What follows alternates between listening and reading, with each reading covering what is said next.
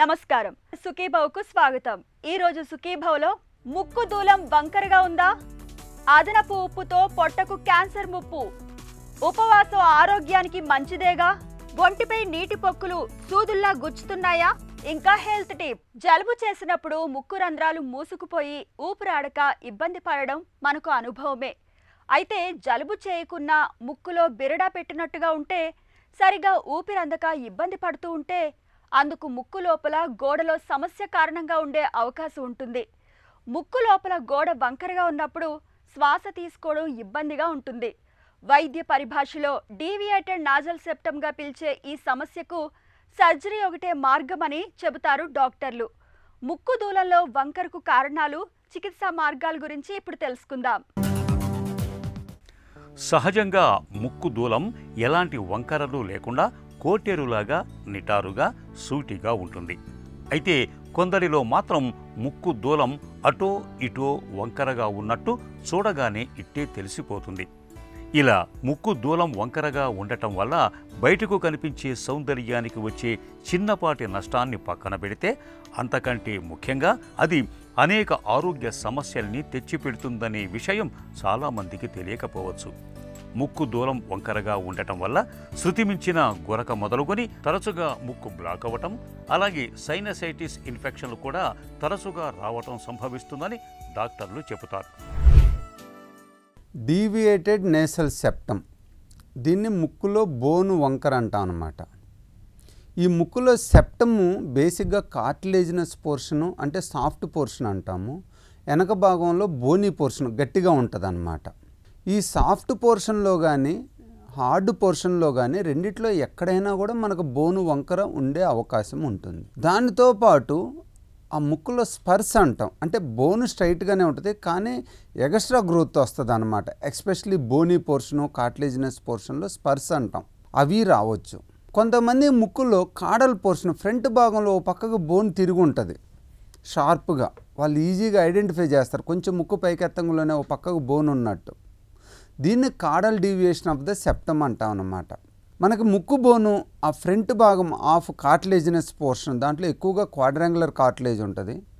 అట్లానే వెనక భాగంలో స్ట్రైట్ బోన్ ఉంటుంది అనమాట, పర్పెండిక్యులర్ ప్లేట్ ఆఫ్ ఎథమాయిడ్ అంటాం। ఈ రెండింటి నుంచి సాధారణంగా ఈ ముక్కులో బోను వంకర ఉంటుందన్నమాట। చాలామందికి ఏంటంటే ముక్కులో బోను వంకర ప్రాబ్లం ఉన్నప్పుడు డయాగ్నోజ్ చేస్తాం, అంటే ముక్కు గాలి తీసుకోవటం ఇబ్బంది కానీ, జలుబు ఎక్కువసార్లు రావటం కానీ, అలానే వీళ్ళకి ముక్కులోంచి గొంతులోకి సెక్రీషన్స్ వస్తా, కొండనేలకు వెనక భాగంలో మంటగా ఉండటం, అట్నే దగ్గు రావటం, ఇరిటేషన్ రావటం, గొంతులో ఏదో పట్టేసినట్టు ఉండటం జరుగుతుందన్నమాట। ఈ మధ్యలో ఈ పొల్యూషన్స్ ఎక్కువైన తర్వాత, మనం అర్బన్ ఏరియాలో చూసినట్లయితే ఎయిర్ పొల్యూషన్ కానీ వెహికల్ పొల్యూషన్ కానీ ఎక్కువైన తర్వాత చాలామందిలో ఏంటంటే ముక్కులోంచి గొంతులోకి ఏదో కారుతున్నట్టు ఉందండి, గొంతులో ఏదో పట్టేసినట్టుంది, ఎప్పుడు ఏదో ఒకటి ఉందంటారు। ఇలాంటి వాళ్ళకి ఎగ్జామినేషన్ చేసినట్లయితే ఎక్కువ మందిలో ముక్కులో బోను వంకర ఉంటుందన్నమాట। అంటే వీళ్ళ మెయిన్గా పోస్ట్ నేసల్ డ్రిప్ కంప్లైంట్ అన్నమాట। దాంతోపాటు ముక్కులో బోను వంకర కూడా ఉంటుంది। కొంతమందిలో తుమ్ములు కూడా ఎక్కువ వస్తుంటాయి అన్నమాట। చాలామందికి ఏంటంటే చిన్నప్పుడు స్పోర్ట్స్ ఇంజరీస్ నుంచి కూడా ముక్కులో బోను వంకర జరిగి ఉండొచ్చు। అలానే ఇప్పుడు కొంతమందికి మిడిల్ ఏజ్, అంటే 40-50 ఇయర్స్ అప్పుడు కూడా ప్రాబ్లం వస్తుంది। ఇది కూడా మెయిన్గా ఏంటంటే ఈ బోను వంకర అనేది చాలా రోజు నుంచి ఉండుండొచ్చు, కానీ ఇప్పుడు ఆ 40-50 ఎస్పెషలీ ఫిమేల్స్లో హార్మోనల్ చేంజెస్ వల్ల కానీ, అలానే బయట పొల్యూషన్ వల్ల కానీ, విటమిన్ డి డెఫిషియన్సీ, ఇప్పుడు ఏంటంటే చాలామందిలో విటమిన్ డి డెఫిషియన్సీ ఉంటుంది। విటమిన్ డి డెఫిషియన్సీ ఉన్నప్పుడు మన బాడీలో కొద్దిగా రెసిస్టెన్స్ తగ్గి ముక్కులో వైరల్ ఇన్ఫెక్షన్స్ ఎక్కువగా వచ్చే అవకాశం ఉంటుందన్నమాట। ఈ జలుబు ఎక్కువగా ఉన్నప్పుడు మనం ఎండోస్కోపీ చేయటం వలన ఈ ముక్కులో బోను వంకర తెలుస్తుందన్నమాట। ఇలా మల్టిపుల్ ప్రజెంటేషన్స్తో వస్తుంది। ఈ ముక్కులో బోను వంకర అనేది మనకి ఎండోస్కోపీ విధానంలో కన్ఫర్మ్ చేసుకుంటాం। ఎండోస్కోపీ విధానంలో క్లియర్గా తెలుస్తుంది ముక్కులో ఎంత బోను వంకర ఉంది, ఆల్మోస్ట్ పక్కన టచ్ అయిందా, కంప్లీట్గా క్లోజ్ అయిందా, మోర్ దాన్ 50% క్లోజ్ అయిందా అనేది। ఎక్కువ మంది సిమ్టమ్స్ మోర్ దాన్ 50% బోను వంకర ఉన్నప్పుడు వస్తుంటుంది। అలానే 100% యాక్యురేట్గా చెప్పనవసరం లేదు, ఎందుకంటే ఒక్కోసారి 30-40% ఉన్న టర్బినేట్ హైపర్ట్రోఫీ ఉందనుకోండి, వాళ్ళకి స్ట్రెస్ నుంచి కానీ, హార్మోనల్ చేంజెస్ ఫిమేల్స్లో కానీ, అలానే ఎలర్జీ నుంచి కానీ ప్రాబ్లం ఉన్నప్పుడు ఇది కూడా అవుతుందన్నమాట। అలానే ఈ బోను వంకర ఉన్నోళ్ళలో జలుబు ఎక్కువసార్లు చేస్తున్నట్లయితే వాళ్ళకి సైనస్ ప్రాబ్లం కూడా ఉండే అవకాశం ఉంటుంది. అందుకనే ఎవరికైనా ముక్కులో బోను వంకర ఉన్నప్పుడు ఎండోస్కోపీతో పాటు సిటీ స్కాన్ కూడా ఖచ్చితంగా చేసుకుంటాం అనమాట. ఎందుకంటే ఏదైనా ట్రీట్మెంట్ ఇచ్చేటప్పుడు మనం ఆ బోను వంకరతో పాటు సైనసైటిస్ కూడా కలిపి ట్రీట్మెంట్ ఇవ్వాలి. కాస్తో కూస్తో ముక్కు దూలం వంకరగా ఉండటం అనేది అందరిలో కనిపించేదే. అయితే ముక్కు దూలం వంకర మరీ తీవ్రంగా ఉండి అది ముక్కులో శ్వాసను అడ్డుకోవటం, ముక్కులో తరచుగా రక్తం కారటం, అలాగే సైనసైటిస్ ఇన్ఫెక్షన్ అదే పనిగా రావటం లాంటివి సంభవిస్తే మాత్రం తప్పనిసరిగా డాక్టర్ని సంప్రదించాలి. ముక్కు దూలం వంకర అనేది 2 రకాలుగా ఉంటుంది. ఒకటి, ముక్కు చివర ఉండే ఎముక భాగం మాత్రమే వంకరగా ఉండటం. రెండోది, ముక్కు దూలం పూర్తిగా ఎస్ ఆకారంలో ఉండటం. ఇలా ముక్కు దూలం వంకర కావటానికి కారణం కాన్పు సమయంలో కానీ లేదంటే వేరే సందర్భాల్లో కానీ ముక్కుకు ఏదైనా ప్రమాదం సంభవించటం వల్ల ఇలా ముక్కు దూలం వంకరగా తయారవుతుందని డాక్టర్లు చెబుతారు. ఈ డయాగ్నోస్ అయిపోయిన తర్వాత దీనికి వచ్చేసి మెయిన్ ట్రీట్మెంట్ ఏంటంటే బోను వంకర ఉంటే మనకు సర్జరీ అనండి. దీన్ని పోస్ట్ పోన్ చేసుకోవటం కూడా మంచిది కాదు. ఎందుకంటే మనకి ఆ బోను వంకర వల్ల క్రానిక్ ఇన్ఫెక్షన్స్, అది క్రానిక్ బ్యాక్టీరియల్ ఇన్ఫెక్షన్ కానీ, క్రానిక్ అలర్జిక్ మ్యూకోజల్ హైపర్ట్రోఫీ కానీ, ఫంగల్ ఇన్ఫెక్షన్స్ కానీ వచ్చే అవకాశం ఉంటుంది. దాంతోపాటు వీళ్ళకి ఏంటంటే ఎక్కువ రోజుల నుంచి ముక్కు ప్రాబ్లం ఉండటం వలన వాళ్ళకి ఆ ప్రాబ్లం సైనసైటిస్ ప్రాబ్లం లోపలికి వెళ్ళి బోన్ ఇన్ఫెక్షన్ వచ్చి ఆస్టియోఐటిస్ వచ్చి ఫేషియల్ పెయిన్ వచ్చేదాకా కూడా వాళ్ళు దాని మీద ఎక్కువ ఫోకస్ చేయరు అన్నమాట. అంటే ఇది కామన్ వెళ్ళే మనకు బోన్ వంకరం నుంచి వచ్చింది, కొద్దిగా జలుబు ఉంది అనుకుంటారు. కానీ మనకు లోపల ఏమవుతుందంటే ఆస్టియోఐటిస్, ఆస్టియోమైలైటిస్ కూడా ప్రాబ్లం వచ్చే అవకాశం ఉంటుంది. ఎస్పెషల్లీ డయాబెటిక్ పేషెంట్లో అయితే ఫంగల్ ఇన్ఫెక్షన్స్ వచ్చే అవకాశం ఉంటుందన్నమాట. మనకు లోపల యాస్పర్జిల్లస్, మ్యూకార్మైకోస్ ఫంగల్ ఇన్ఫెక్షన్ వచ్చే అవకాశం ఉంటుంది. కొంతమంది సడన్గా వస్తారు, ముఖం అంతా నొప్పి వస్తుంది, చూపు దగ్గర ఇబ్బంది అవుతుంది, అలానే తలనొప్పి ఎక్కువ వస్తుందని. అలాంటి వాళ్ళు సిటీ స్కాన్ చేయంలోనే ఆ లోపల సాఫ్ట్ టిష్యూ డెన్సిటీ, దాంతోపాటు ఫంగల్ సైన్స్ కూడా మనకు కనిపిస్తాయి అన్నమాట. అంటే ఫంగస్ ఉన్నట్టు. సో నెగ్లెక్ట్ చేయటం మంచిదిగా. అలానే ఎలర్జీ ప్రాబ్లం ఉన్న వాళ్ళు కూడా ఈ ముక్కు బోను వంకర ఉన్నట్లయితే వీళ్ళలో పాలిప్స్ ఫామ్ అయ్యే అవకాశం ఉంటుంది. బోను వంకర ఉన్న సైడు, రెండో సైడు కూడా ఏమవుతుందంటే ఆ జలుబు నుంచి సీలియర్ యాక్టివిటీ కొద్దిగా తగ్గటం వలన ఈ ఫంగల్ స్పోర్స్ కానీ, డస్ట్ పార్టికల్స్ కానీ మిడిల్ మియాటల్ ఏరియాస్లోనూ, ఇథమైల్ రీజియన్లోనూ ఎక్కువ ఎక్యుములేట్ అయిపోయి అక్కడ నుంచి పాలిప్స్ ఫామ్ అవుతాయి అన్నమాట. సాధారణంగా ఈ బోను వంకర ఉన్న వాళ్ళలో పిల్లల్లో యూజువల్ ప్రజెంటేషన్ ఏంటంటే ముక్కులో బ్లీడింగ్ అవుతూ ఉంటుంది. లెఫ్ట్ సైడో రైట్ సైడో లేదా ఒక్కోసారి 2 సైడ్ల నుంచో బ్లీడ్ అవుతూ ఉంటుంది. పిల్లల్ని మనం ఎగ్జామినేషన్ చేసినట్లయితే బోను వంకర ఉంటుంది అన్నమాట. యూజువల్గా వీళ్ళకి మేము చెప్పే ప్రికాషన్స్ ఏంటంటే ముక్కును గిల్లొద్దు, ముక్కును పిండొద్దు, అలానే చల్లటి వాతావరణానికి ఎక్కువ పోనీయొద్దు, జలుబు రాకుండా చూసుకోండి అని చెప్తాం. అలానే వీళ్ళలో కొంచెం ముక్కులో కూడా నీళ్లు కొట్టుకోమని చెప్తాం. ఎందుకంటే బోను వంకర ఉన్న సైడు ఎండిపోవటం వలన పక్కులు ఫామ్ అయ్యి దురదొచ్చి ముక్కు గిల్లంలోనే బ్లడ్ వస్తూ ఉంటుంది అన్నమాట. సో ఫ్రీక్వెంట్గా వాటర్ ఫ్లష్ చేసుకోమని చెప్తాం అన్నమాట. ముక్కుని హైడ్రేట్ చేయమని చెప్తాం అన్నమాట. అలానే ఎవరికైనా ఎక్కువ కాటరైజ్ అవుతుంటే మటుకి ఫస్ట్ కెమికల్ కాటరీ విధానం ద్వారా దాన్ని కోయాగులేట్ చేస్తాం. చాలామంది పిల్లల్లో అది తగ్గిపోతుంది. అలా కాకుండా వాళ్ళు కంటిన్యూస్గా బ్లడ్ వచ్చినట్లయితే వాళ్ళకి ఆ లేజర్ ద్వారా కాటరీ ద్వారా కోయాగులేట్ చేయటం కానీ లేదంటే ఆ సెప్టోప్లాస్టీ చేయటం కానీ జరుగుతుందన్నమాట. మిడిల్ ఏజ్ ఎల్డర్ పీపుల్ అయితే మటుకి సాధారణంగా వీళ్ళకి జలుబుతో కానీ ముక్కు మూసిపోవటం కానీ ఇబ్బందితో వస్తారు. మీరు ఎలాంటి వరి అవసరం లేదు. దీన్ని సింపుల్గా ముక్కులో లోపల నుంచి లోపలే మనకి ఏదైతే న్యాచురల్ హోల్స్ ఉన్నాయో దాంతో మనం కరెక్ట్ చేయొచ్చు. దాంతోపాటు సైనస్ ప్రాబ్లం ఉన్నా కూడా అదే సిట్టింగ్లో మనం కరెక్ట్ చేసినట్లయితే వీళ్ళకి సైనస్ ప్రాబ్లం తగ్గిపోతుంది. ఆ ముక్కు బోను వంకర నుంచి వచ్చే బ్రీతింగ్ ప్రాబ్లమ్స్ కూడా తగ్గిపోతాయి అన్నమాట. బేసిక్గా నేసల్ హైజీన్ వెరీ ఇంపార్టెంట్ అండి. ఈ ముక్కు బోను వంకర సరి చేసిన తర్వాత కానీ సైనస్ సర్జరీ చేసిన తర్వాత కానీ నేసల్ హైజీన్ అంటే మనం దుమ్ము దులికి వీలైనంత దూరంగా ఉండాలి. రెగ్యులర్ ఫిజికల్ యాక్టివిటీ చేస్తున్నట్లయితే ముక్కులు క్లీన్ అవుతూ ఉంటాయి. అలానే జలనీతి విధానం ద్వారా ముక్కును శుభ్రం చేసుకుంటూ ఉండాలి. అలానే కొంచెం వెంటిలేషను, కొంచెం ఎండ ఉన్నప్పుడు మనం బయట వాకింగ్ జాగింగ్ చేసినట్లయితే బాడీ వార్మప్ అయ్యి ముక్కులో ఉన్న సెక్రెషన్స్ కూడా పోతూ ఉంటాయి. సో మనం జాగ్రత్తగా ప్రికాషన్ తీసుకుంటా ట్రీట్మెంట్ తీసుకున్నట్లయితే యూజువల్గా ఈ ముక్కులో సైనస్ ప్రాబ్లం కానీ బోను వంకర కానీ కండ పెరగటం కానీ పాలిప్స్ కానీ పూర్తిగా మనం నయం చేయొచ్చు. ముక్కు దూలం వంకరగా ఉండటంతో పాటు గురక ఉండటం, ముక్కులు నిరంతరం బ్లాక్ అయి ఉండటం, ముక్కులో రక్తం కారటం, సైనసైటిస్ బాధలు తరచుగా వేధిస్తూ ఉండటం అనే లక్షణాలు కనిపిస్తే ఈ సమస్య మందులతో తగ్గేది కాదు కాబట్టి డాక్టర్ని సంప్రదించి తప్పనిసరిగా సర్జరీ చేయించుకోవటం అవసరం. ఇప్పుడు హెల్త్ న్యూస్ మీకోసం. వంటల్లో ఉప్పును ఎక్కువగా వాడడం, భోజనం చేస్తున్నప్పుడు పెరుగు, మజ్జిగల్లో అదనపు ఉప్పును చల్లుకోవడం మనలో చాలా మందికి అలవాటే. అయితే భోజనం చేసేటప్పుడు ఇలా అదనంగా కూరల్లో ఉప్పు వేసుకునే అలవాటు మన ఆరోగ్యానికి ఏమంత మంచిది కాదని హెచ్చరిస్తోంది ఇంగ్లాండ్కు చెందిన ఒక తాజా అధ్యయనం. తరచూ అదనంగా ఉప్పు వేసుకునే వారికి జీర్ణాశయ క్యాన్సర్ ముప్పు గణనీయంగా పెరుగుతున్నట్లు యూకే బయోబ్యాంక్ డేటాలోని 4,71,144 మందిపై జరిపిన అధ్యయనంలో తేలింది. ప్రపంచవ్యాప్తంగా అతి ఎక్కువగా కనిపిస్తున్న క్యాన్సర్లలో జీర్ణాశయ క్యాన్సర్ 5వ స్థానంలో ఉంది. దీని ముప్పు కారకాలను గుర్తించడానికి డాక్టర్లు, నిపుణులు ప్రయత్నిస్తూ వస్తున్నారు. ఈ నేపథ్యంలో తాజా అధ్యయనం ఒక కొత్త విషయాన్ని వెల్లడించింది. భోజనానికి కూర్చున్నప్పుడు అదనంగా అసలే ఉప్పు కలపని ఎప్పుడో గాని ఉప్పు వేసుకునే వారితో పోలిస్తే తరచూ ఉప్పును కలుపుకుని తినేవారికి జీర్ణాశయ క్యాన్సర్ ముప్పు సుమారు 41% అధికంగా ఉంటున్నట్లు పరిశోధకులు గుర్తించారు. జీర్ణాశయ లోపల ఉండే జిగురు పొరను ఉప్పు బాగా దెబ్బతినిపోయేలా చేస్తుంది. ఇది హెలికోబాక్టర్ పైలోరి అనే బ్యాక్టీరియా వృద్ధి చెందడానికి దోహదం చేస్తుంది.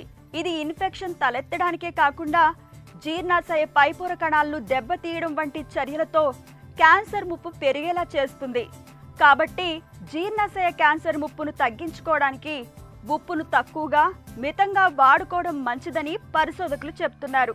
జీర్ణాశయ క్యాన్సర్ ముప్పు అధికంగా గలవారికిది మరింత ముఖ్యమని శాస్త్రవేత్తలు వివరిస్తున్నారు. లంకనం పరమౌషధం అనేది మనకు బాగా తెలిసిన నానుడి. ఒంట్లో కాసింత నలతగా అనిపిస్తే చాలు మనలో చాలా మంది ఆ పూటకు ఏమీ తినకుండా ఉపవాసం చేస్తుంటారు. ఇక పండుగలు, పబ్బాలు, వ్రతాలు, నోముల సమయాల్లో మహిళల్లో చాలా మంది కనీసం ఒక పూటైనా ఉపవాసం చేస్తుంటారు. నిజానికి ఉపవాసం అనేది ఆరోగ్యానికి చాలా మంచిదని చెబుతారు నిపుణులు. బరువు తగ్గడానికి, జబ్బుల తీవ్రత తగ్గుముఖం పట్టడానికి ఉపవాసం ఎంతో ఉపయోగపడుతుంటుంది. అయితే ఎలా పడితే అలా ఉపవాసం చేయడం, కొన్ని రోజులు కఠినంగా ఉపవాసం చేయడం, ఆ తరువాత మళ్ళీ యథావిధిగా ఆహారాన్ని తీసుకోవడం వల్ల పెద్దగా ఫలితం ఉండదు. శరీరాన్ని అట్టే కష్టపెట్టకుండా ఉపవాసం చేయడం అన్ని విధాలా మేలు. ఉపవాసం చేయాల్సిన తీరుతెన్నుల గురించి ఇప్పుడు తెలుసుకుందాం. ఫాస్టింగ్ అనేది మన బాడీకి చాలా చాలా ఇంపార్టెంట్. చాలా అది ఎక్కువ మేలు చేస్తుంది అనమాట. మేలు చేస్తుంది. అలా అని రోజులు తరబడి ఒకేసారి ఎక్కువగా ఫాస్టింగ్ ఉండటం అనేది కరెక్ట్ కాదు. మనం ఫాస్టింగ్ ఎప్పుడు ఎలా అంటే వీక్లీ వన్స్ ఫాస్టింగ్ చేయటము, లేకపోతే నెలకి ఒక అలా చేయలేని వాళ్ళు, వారం చేయలేని వాళ్ళు కనీసం నెలలో ఒక 3 times అన్న ఫాస్టింగ్ చేయటము, అలాగా షార్ట్ టర్మ్గా ఫాస్టింగ్ ఉండాలి. కానీ లాంగ్ టర్మ్ ఫాస్టింగ్స్ అంటే 40 days తర్వాత ఒకేసారి చేయటం అనేది కరెక్ట్ కాదు. అందుకే ఫాస్టింగ్ చేసినప్పుడు ఏం తీసుకోవాలి? ఫాస్టింగ్ చేసినప్పుడు మనము జనరల్గా కొంతమంది పండ్లు తింటూ ఉంటారు. పండ్లు అన్ని పండ్లు ఫాస్టింగ్తోనే పండ్లు తింటూ ఉండటం అనేది కూడా కరెక్ట్ కాదు. ఒక్క రోజుకైతే పర్వాలేదు, లేదు వారంలో 2 రోజులైనా పర్వాలేదు. కానీ ఎక్కువగా ఎప్పుడు ఫ్రూట్ ఫాస్టింగే చేయటం అనేది కరెక్ట్ కాదు. అలా ఫ్రూట్ ఫాస్టింగే చేస్తూ ఉన్నప్పుడు మిగతా పోషకాలు అనేవి అందవన్నమాట. అంటే మెయిన్ ప్రోటీన్ అనేది బాడీకి అందదు ఫ్రూట్ ఫాస్టింగ్ చేసినప్పుడు. సో అందుకనే ఫాస్టింగ్ చేసేటప్పుడు ఒక పూటే తింటున్నారు అనుకోండి, ఫర్ ఎగ్జాంపుల్ ఒక పూటే తింటున్నారు, మిగతా పూట ఏం తినట్లేదు అనుకున్నప్పుడు ఆ ఒక్క పూటలోనే ఫ్రూట్స్, ప్రోటీను, కార్బోహైడ్రేట్స్ అన్నీ అందేటట్టుగా మనం ఫాస్టింగ్ అనేది ప్లాన్ చేసుకోవాలి. ఎలా అంటే ఫాస్టింగ్ చేసినప్పుడు మన బాడీ ఒక స్టేట్లో నుంచి ఇంకొక స్టేట్లోకి వెళ్తుంది. అలా వెళ్ళినప్పుడు మనం తీసుకునే ఆహారము మంచి ఆహారం అయి ఉండాలి. మంచి ఆహారం అయి ఉన్నప్పుడే అది మన శరీరానికి మేలు చేస్తుంది. అదే ఫాస్టింగ్ బ్రేక్ చేసినప్పుడు ఏదైనా జంక్ ఫుడ్, స్వీట్ ఐటమ్తో మనం బ్రేక్ చేస్తే కనుక చాలా దుష్ప్రభావాలు శరీరానికి వస్తాయి.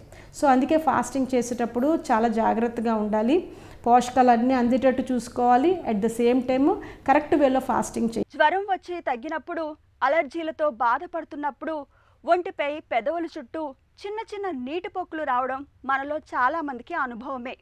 ఇలాంటి పొక్కులు చాలా వరకు 1-2 రోజుల్లో వాటంతటవే తగ్గిపోతుంటాయి. అయితే ఒక్కోసారి సూది బొనంత పరిమాణంలో మల్బరీ గుడ్ల మాదిరిగా ఒంటిపై అక్కడక్కడ తెట్టులాగా చిన్న చిన్న నీటి పొక్కులు కనిపిస్తుంటాయి. తీవ్రమైన నొప్పి, మంటతో వేధిస్తుంటాయి. ఈ రకమైన నీటి బుగ్గల్ని హెర్పిస్ అని, వాడుకలో సర్పి లేదా చల్దీ అని పిలుస్తారు. సూదులతో గుచ్చుతున్నట్లుగా వేధించే హెర్పిస్ పొక్కుల గురించిన పూర్తి వివరాల్ని డాక్టర్ని అడిగి ఇప్పుడు తెలుసుకుందాం. హెర్పిస్ జోస్టర్ అంటే ఏంటి? హెర్పిస్ జోస్టర్ అంటే తెలుగులో సలిపిరి అంటాం.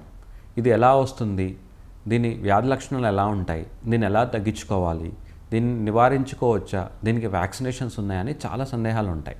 అసలు ఈ సలిపిరి ఎలా వస్తుందంటే, చిన్నప్పుడు మనకి అమ్మవారు అంటే చికెన్ పాక్స్ 100 మందిలో 90 మందికి కంపల్సరీ చిన్నప్పుడు మనం ఈ చికెన్ పాక్స్ అమ్మవారు సోకుతుంది. ఈ చికెన్ పాక్స్ సోకిన తర్వాత పూర్తిగా బాడీ నుంచి నయం అవ్వకుండా ఒంట్లో 7 కోట్ల నరాలు ఉంటాయి. వాటిలో మనకి స్కిన్కి సంబంధించిన పెరిఫెరల్ నర్వ్ ఎండింగ్స్ అంటాం. ఏదో ఒక నరంలో అంటే తల నుంచి అరికాళ్ళ వరకు ఏదో ఒక నరంలో ఆ చికెన్ పాక్స్ వైరస్ అలా ఉండిపోతుంది. మనం వయసుతో పెరిగేటప్పుడు, ఇమ్యూనిటీ తగ్గినప్పుడు, 50 దాటిన తర్వాత, ప్రెగ్నెన్సీలో, లేదంటే థైరాయిడ్ ప్రాబ్లమ్స్లో, లేదంటే ఆస్తమాకు వాడిన స్టిరాయిడ్స్ వల్లనో, లేదంటే ఈ మధుమేహం అంటే డయాబెటిక్ వల్లనో ఇమ్యూనిటీ ఏదో ఒక పరంగా డౌన్ అవుతుంది. ఇమ్యూనిటీ డౌన్ అవటం వల్ల ఆ చికెన్ పాక్స్ వైరస్ అమ్మవారికి సోకిన కావాల్సి సంబంధించిన వైరస్ ఏదైతే నరంలో ఉండిపోయిందో ఆ నరంలో బయటకు వస్తుంటుంది. దీన్ని మనం సలిపిరి అంటాం. హెర్పిస్ జోస్టర్ ఎన్ని రకాలుగా ఉంటుంది? ఈ సలిపిరి అనేది అంటువ్యాధి కాదు. చిన్నప్పుడు వచ్చిన చికెన్ పాక్స్ రీయాక్టివేట్ అవడం వల్ల వచ్చిన ప్రాబ్లమే ఈ సలిపిరి. ఈ సలిపిరి మనకి తల నుంచి అరికాళ్ళ వరకు ఎక్కడైనా రావచ్చు. మనకి సలిపిరి ఆ ర్యాష్ వచ్చే ముందే ఒంటి మీద నొప్పి, దురద, మంటతో స్టార్ట్ అవుతుంటుంది. కొంతమంది తల భాగంలో రావడం వల్ల ఆ నొప్పి, మంట భరించలేక అప్పటికి ర్యాష్ రాదు. వాళ్ళు కంగారు పడిపోయి న్యూరాలజిస్ట్ దగ్గరికి వెళ్ళి ఎంఆర్ఐ, సిటీ స్కాన్ కూడా చేయించుకుంటుంటారు. అలానే ఛాతి పైన వచ్చే వాళ్ళకి భయపడిపోయి హార్ట్ స్పెషలిస్ట్ దగ్గరికి వెళ్ళి వాళ్ళు 2D ఎకోలు, ఎంఆర్ఐలు, స్కాన్లు చేయించుకుంటారు. నడుము దగ్గర వచ్చే వాళ్ళల్లో వాళ్ళు భయపడి కిడ్నీ డాక్టర్ని కన్సల్ట్ అవుతుంటారు.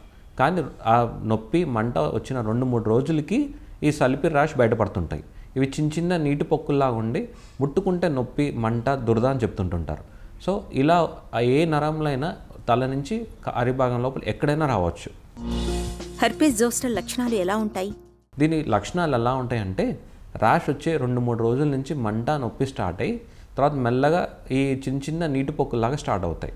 ఇది వాళ్ళకి మనం బొగ్గులు పెట్టి కాల్చినట్టు, సూదులు పెట్టి కుచ్చినట్టు, ఎవరో స్క్వీజ్ చేస్తున్నట్టు అంత నొప్పి, 3 రకాల నొప్పులు ఉంటాయి. ఇవి వచ్చిన తర్వాత ట్రీట్మెంట్ తీసుకోకపోయినా వారం 10 రోజుల్లో అదే తగ్గుముఖం పట్టడం స్టార్ట్ అవుతుంటుంది.